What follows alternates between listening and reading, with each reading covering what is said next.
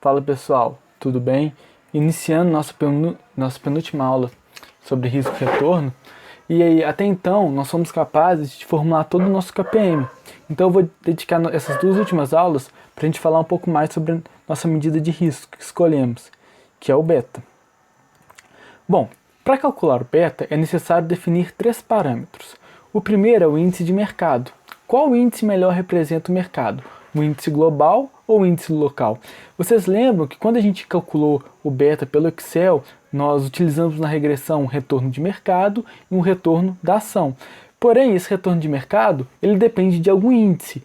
Daí, o primeiro parâmetro é justamente esse questionamento. É melhor a gente pegar um índice local, como o Ibovespa, ou a gente pegar um índice global, que leva em consideração o mundo como um todo? O segundo parâmetro é histórico de retornos.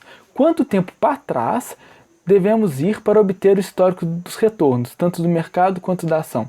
2, 3 ou 5 anos. E o terceiro parâmetro é a periodicidade de retornos. Qual retorno deve ser utilizado? Diário, semanal, mensal ou anual?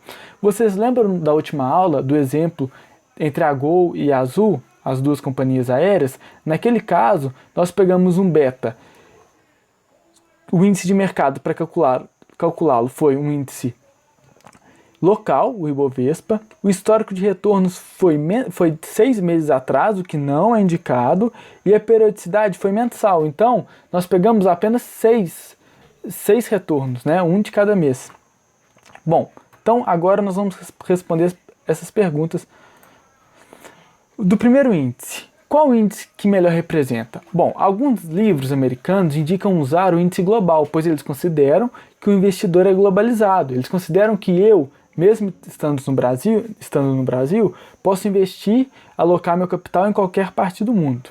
Já a prática brasileira, nossos analistas costumam utilizar o índice local, principalmente o Ibovespa. Porém, a crítica é que o Ibovespa não reflete adequadamente a economia brasileira, pois diversas empresas grandes ou não são listadas em bolsas ou têm baixo free float. Free float são as ações livres para negociação. E, consequentemente, setores inteiros da economia acabam sendo subrepresentados. E a outra justificativa para não utilizarmos o Ibovespa é que o critério de alocação de ações no Ibovespa é a liquidez e não o tamanho. Isso realmente acontece. Se a gente pegar o peso e as ações listadas no Ibovespa, nós vamos ver que tem setores que ou não têm ações, ou as ações estão num peso tão baixo que são irrelevantes. Respondendo, nosso segundo parâmetro é quanto tempo devemos olhar para trás para obter o histórico de retorno. A discussão nos livros costuma girar entre 2 e 5 anos. Porém, quanto maior o histórico de retorno, ou seja, quanto mais para trás nós olharmos, maior a chance de a empresa ter mudado seu perfil de risco. Então, não é conveniente usar históricos que ultrapassem 3 anos.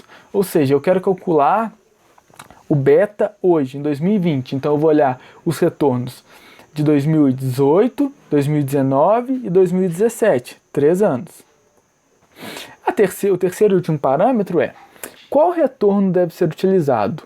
O diário, o semanal, o mensal ou anual? Bom, alguns livros americanos indicam periodicidade mensal, o que totaliza 60 observações considerando a indicação de 5 anos de histórico. Claro, se você vai pegar o retorno mensalmente em 5 anos tem 60 meses, então 60 retornos. Já alguns autores indicam a periodicidade diária por produzir estas com menor erro de aproximação.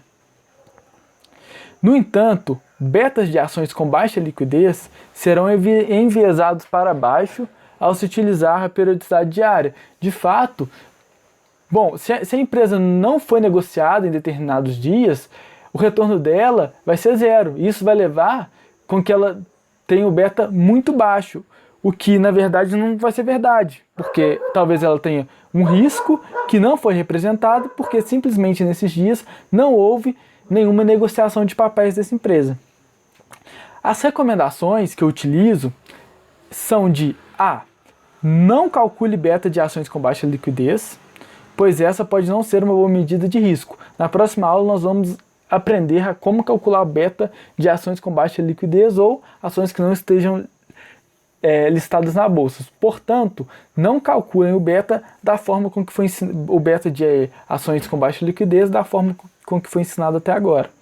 E B, para ações com liquidez aceitável, use a periodicidade diária. E o tempo que eu costumo utilizar também, o histórico de retornos, é de 2 anos.